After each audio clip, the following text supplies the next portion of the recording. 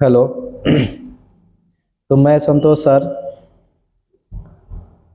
आज मैं आप लोगों को क्लास 12th के जो बायोलॉजी है एनसीईआरटी का जो बायोलॉजी और उस एनसीईआरटी के बायोलॉजी में कुछ ऑब्जेक्टिव प्रश्न है, उस ऑब्जेक्टिव प्रश्न को हम आपको समझा देते हैं और इसको आप एक बार कॉपी पे लिख लीजिएगा और कॉपी पर लिखने के बाद आप इसको याद कर लीजिएगा।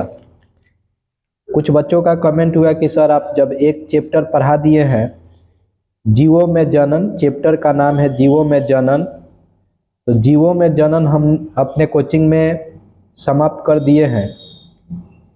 तो कुछ स्टूडेंटों का कमेंट है, बच्चों का कमेंट है कि सर इसका ऑब्जेक्टिव आप समझा दीजिए एक वीडियो के माध्यम से।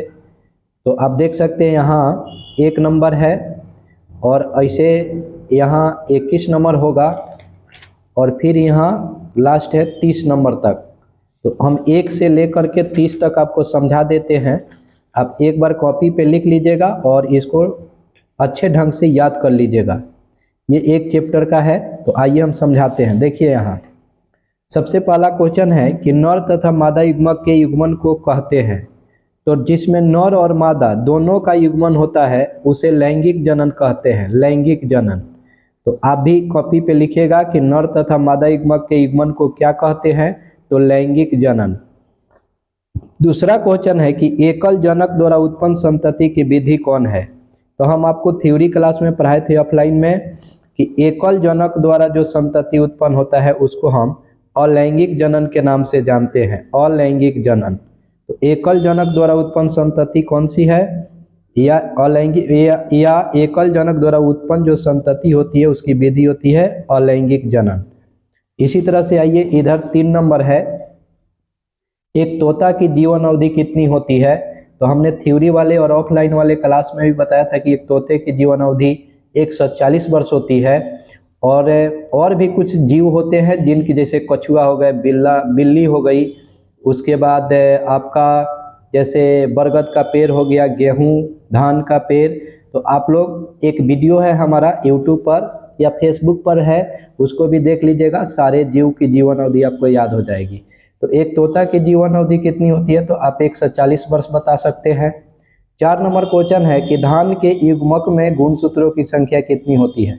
तो धान के युग्मक में गुणसूत्रों की संख्या 12 होती है और हमने आपको ऑफलाइन में भी पढ़ाया था, धान में, मक्का में, मनुष्य में और चूहा में, वो ऑफलाइन में भी समझाया है क्लास में। और इस पे एक हमारा वीडियो भी है, उसको भी आप देख लीजिएगा, तो वीडियो के माध्यम से भी आप याद कर सकते हैं।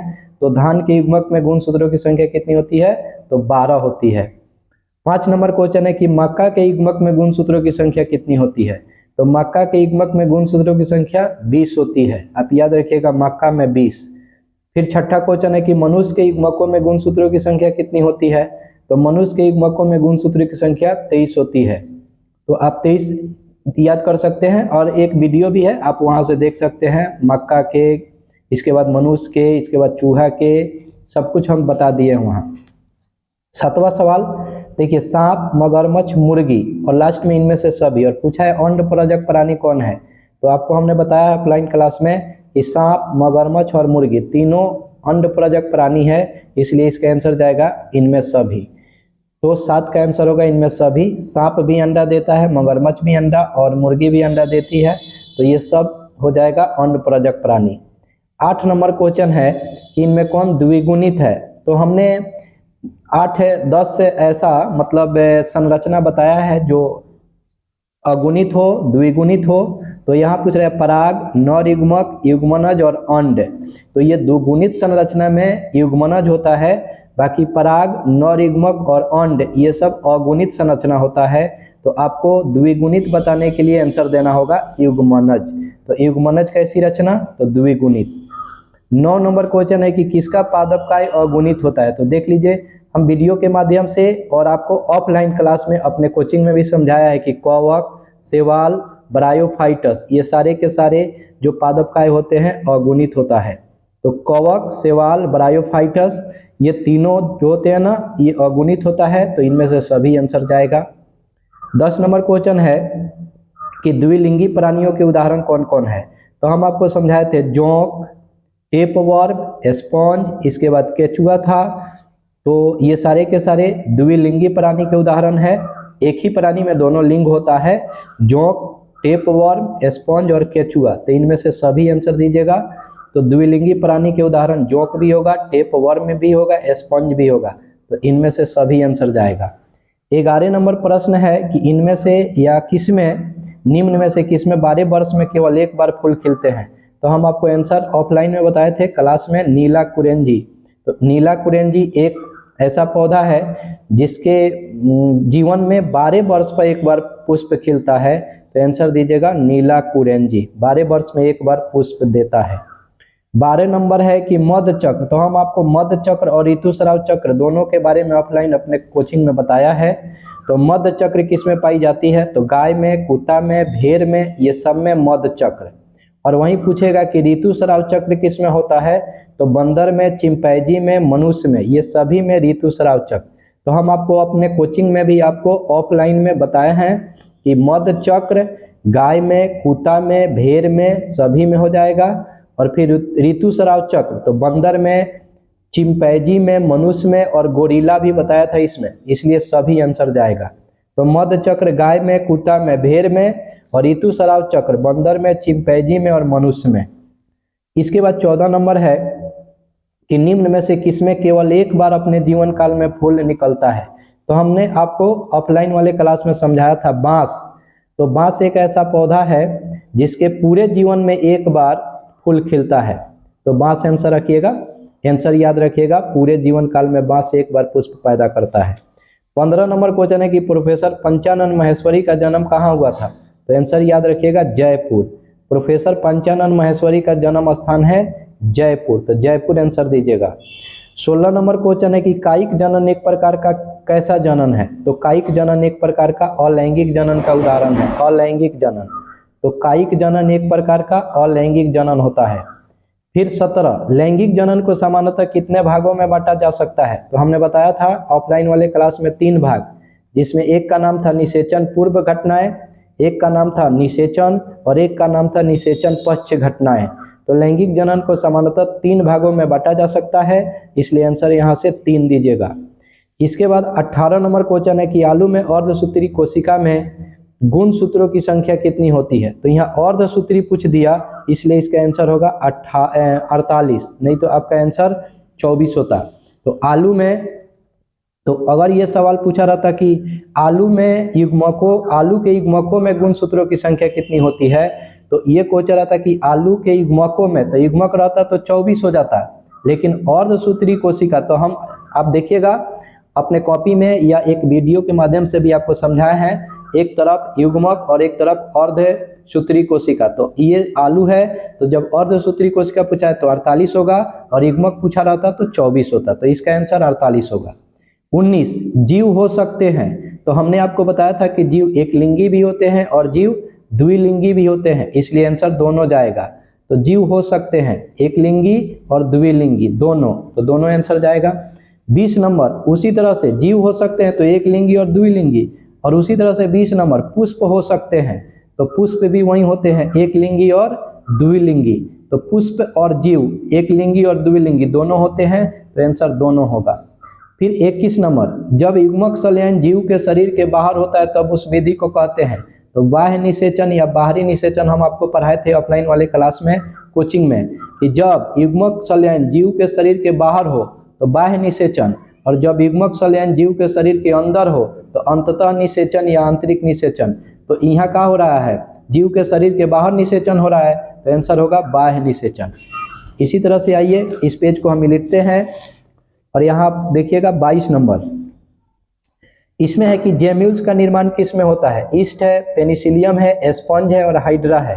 तो जेम्यूल्स का निर्माण होता है स्पंज में। का ये सब आपको हम ऑफलाइन वाले क्लास में नहीं बताए हैं, आप आराम से याद कर सकते हैं। जेम्यूल्स का निर्माण किस में होता है, तो जेम्यूल्स का निर्माण होता है स्पंज में। फिर 23 नंबर द्विखंडन किस में पाया जाता है। तो आप अपने कॉपी में भी देखिएगा द्विखंडन किस में पाया जाता है।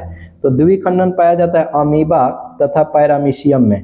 तो आप लोगों को हमने अपने कोचिंग में भी बताया है कि द्विखंडन जो पाया जाता है अमीबा और पैरामीशियम दोनों में पाया जाता है, तो द्विखंडन वाला का आंसर अमीबा और पैरामीशियम दोनों होगा।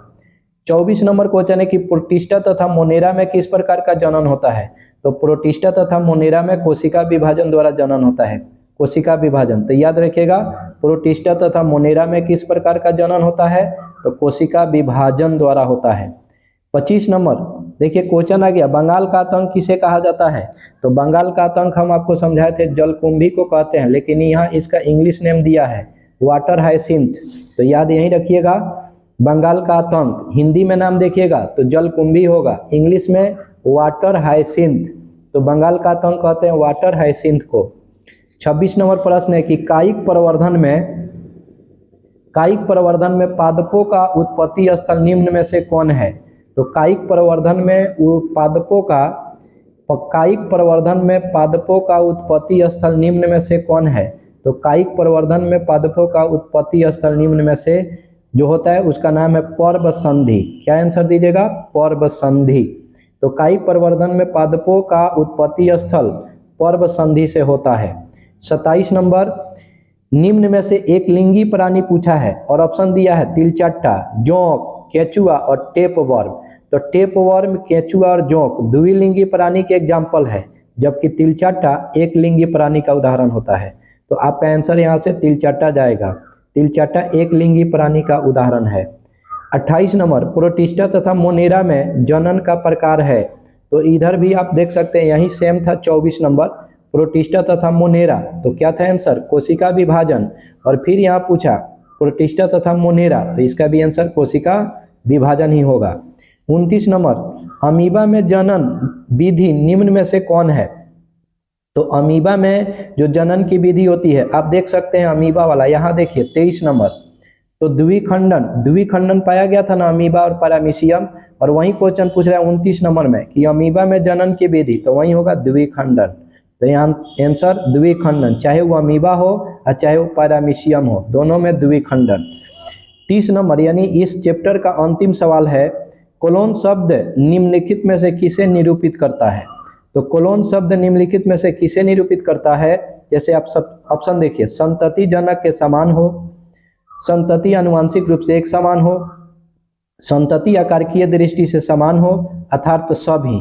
तो आपको याद होगा कि हम बताए थे कि कोलोन शब्द अलैंगिक जनन द्वारा उत्पन्न हुई संतति को कोलोन या एक पुंजक कहते हैं। इसलिए कहते हैं कि जो संतति या संतान होता है वो अपने जनक के समान होता है, चाहे वो आनुवंशिक रूप से समान हो और चाहे वो आकारकीय दृष्टि से समान हो। तो इसका आंसर इनमें से सभी जाएगा। तो कोलोन शब्द को निरूपित करने वाला होता है संतति जनक के समान, संतति आनुवंशिक रूप से एक समान और संतति आकारकीय दृष्टि से समान। तो इसका भी आंसर सभी जाएगा। तो मैं आशा करता हूं कि आप लोगों को ये ऑब्जेक्टिव पूर्ण रूप से समझ में आ गई होगी, लेकिन एक बार जरूर अपने कॉपी में लिखिएगा, क्योंकि कॉपी में लिखिएगा तो आपको 70 से 80% उसी समय याद हो जाएगा, और 2-4% या 2-4 क्वेश्चन बाकी रहेंगे तो आप अपने से उसको रट के याद कर सकते हैं। तो आई होप कि आप लोगों को ये वीडियो अच्छा लगेगा, और अच्छा लगे तो आप लोग कमेंट कीजिए और अपने दोस्तों के पास शेयर कर दीजिए। धन्यवाद।